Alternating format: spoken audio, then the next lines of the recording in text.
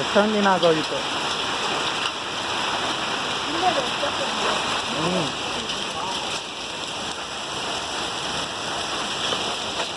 ಓ ಇನ್ನೂ ದಪ್ಪ ಆಯಿತು.